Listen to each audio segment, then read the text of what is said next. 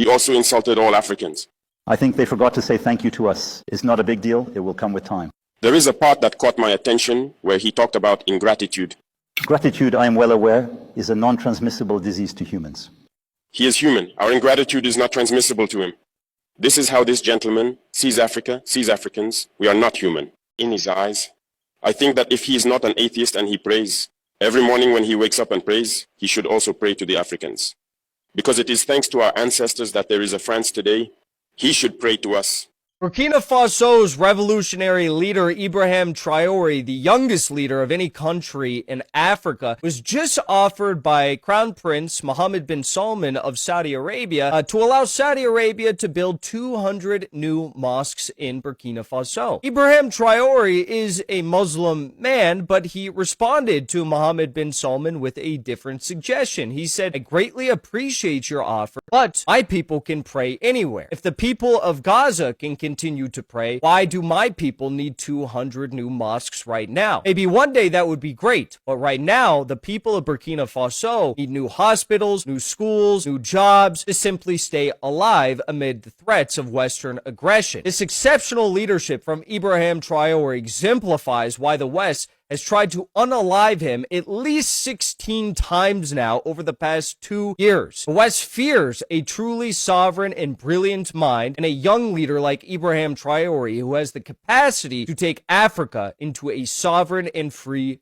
future. It's so interesting to see that something great is coming out of Africa. I would call this a revolution, guys. The youngest president in Africa is currently changing the African narrative, guys. You could see from the previous video where he talked about how the Prince of Saudi Arabia was offering to build 200 mosques in Burkina Faso, knowing fully well that the youngest president of Burkina Faso is also a Muslim, but he turned down that offer, saying instead that they need schools, that they need hospitals, that they need education and healthcare, that they need so many facilities and infrastructure to be built in Burkina Faso, knowing fully well that he has a point on what he was proposing to the Prince of Saudi Arabia while turning down the initial offer. But guys, do you actually think that the Prince of Saudi Arabia did right by offering to build 200 mosques in Burkina Faso, knowing for a fact that Burkina Faso and so many developing African nations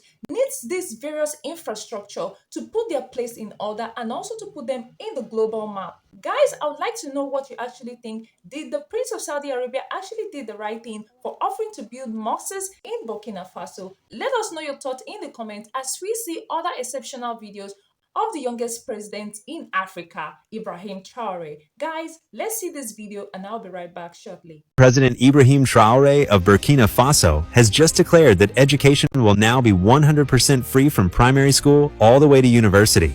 No child will ever be left behind again. Traoré.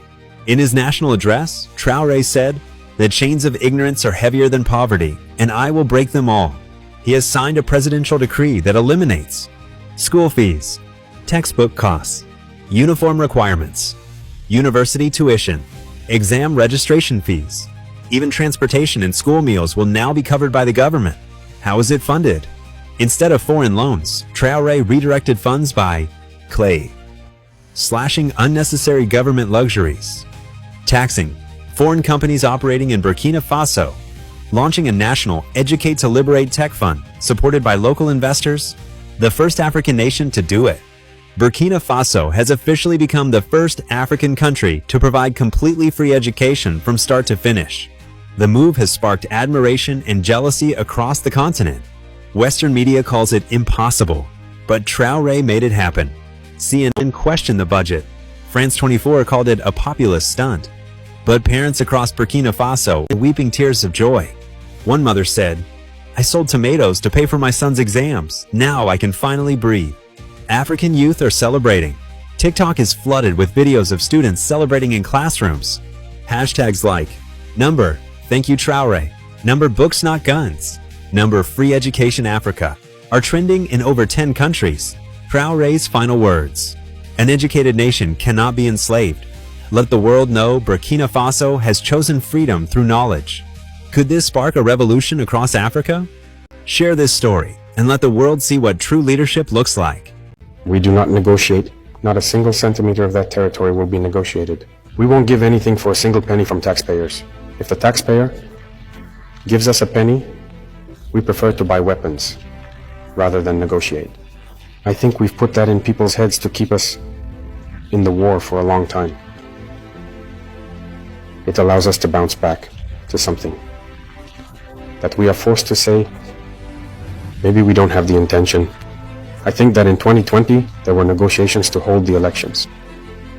So, we journalists, I suppose you've been following along and you know what that feels like? Maybe there are some things you don't know, but for us as fighters, it really hurts. We were on a detachment in 2020. We received the instructions to stop everything that is kinetic operation. That means we no longer leave our bases. We remain static. Already it's a pain. It hurts the fighters, the soldiers to see that. They told us we were taunted. The terrorists taunted us, asking those who were in Kelbo at the time. They called the villagers to tell them, to show them the money in suitcases, to come and tell the military that the government can't fight them. They negotiate with them. They even gave them money. There you go. That's what they came to tell us. So to come and tell the military and the VDP to lay down their arms, people are alive. You can find out. And those who forced them to go out at that time, there were soldiers who were punished. Those who were in Berzanga, they are witnesses. The VDP members were attacked, and they had 3 casualties. The detachments went out to help them bring them back. They were attacked. They were not supported. And worse, they said, who told them to go out? Many people experienced this situation. It undermined their fighting spirit. So the soldiers were discouraged. They no longer knew what that blow was, and it persisted. So much so that people go out in detachments just to sit around. That's the first problem it caused. Secondly, the money that was given to the terrorists, because of that, people saw it. Even those who are in Djibouti can testify. The vehicles that were coming back and forth were able to continue towards Masumu with suitcases. There you go. Maybe in the Air Force, you will have proof. The money was taken out. They took that money. They got equipped. They settled in well. It was from that moment that we started to hear children's voices. At the station, because they paid a lot for transmission, they created a network. And once the network was well established and stabilized, they started to destroy all the pylons. We, our people, can no longer alert us. And them, since they have another communication system, they started to destroy the entire communication system that existed. The third negative thing, it cut the link between us and the population. It's quite interesting to see what the president of Burkina Faso is currently doing at the moment. He is making a major change. Don't you think so, guys? Look at how he has developed and transformed Burkina Faso from just a mere developing or underdeveloped continent to an industrial nation. Guys, you could see how he has totally made education free from the least to the highest, which is the university level. You are going to go to school free without paying a dime. Guys, is that not wonderful? Like, he has really done a lot. Like, talking about their roads and so many wonderful infrastructure and innovations that he's bringing into Burkina Faso as we speak, guys. This is awesome to watch, guys. This is awesome to see, because as I'm talking to you now, I am so filled with joy. Like, I'm elated knowing that this is coming from an African nation. And yeah, the most beautiful thing about this is that Burkina Faso president, he is putting the African nation in the global map. Guys, is that not awesome? And not to even forget, look at how massive the people from the UK, the Caribbeans, and all the African continents are fully in support of the youngest president in Africa, Ibrahim Traore, guys. Let's see this video shortly and I'll be right back. Look at this, my people. Look at this. Big up the elders, man. Big up the women. Big up the certain man, man. Get me? I'll come out in unison. Africa, the diaspora, the keys are going like they're leading something, but they're not. But I suppose they do what they gotta do, and we do what we gotta do.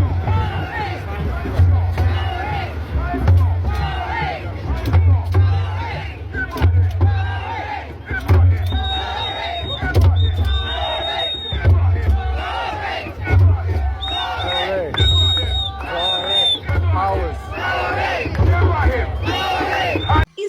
awesome. The support is so massive. You could see the excitement in their faces, isn't it, guys? Yeah, it's so awesome. Let me know your thoughts generally on everything that we have said and discussed and watched so far in this video. Let's also know your thoughts in the comments about the revolution that is taking place in Africa with the Burkina Faso president Ibrahim Traore, how he's currently changing the narrative, guys. Do you think he's actually going to put Africa more to the global map? Do you think that Africa is going to regain sovereignty and going to regain all their lost or stolen properties from the French nation? Let's know your thoughts, guys, in the comments. Thank you guys so much for staying to this point. I'll see you on the next one. Bye for now.